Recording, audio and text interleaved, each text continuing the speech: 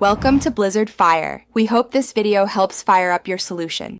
You begin by confirming your iPhone supports Apple Pay and is updated. This avoids compatibility refusals. Next, open Wallet and tap the plus to add a card. This is how you start the secure handshake.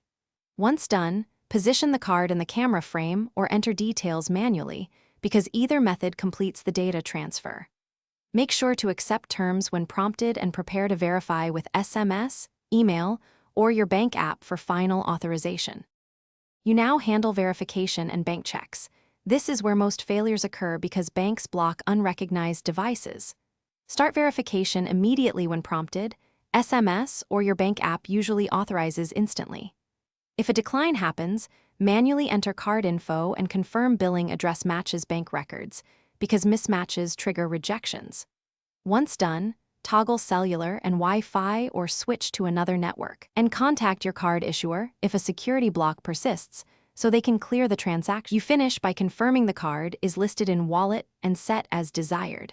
This ensures it's used for purchases. Then test with a small contactless payment at a terminal to verify the end-to-end flow, because practical confirmation prevents surprises. If it still fails, remove the card and re-add after restarting the phone.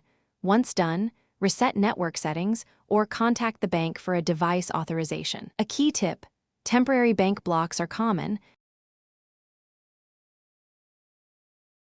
Thanks for watching. If you found this helpful, don't forget to like and subscribe.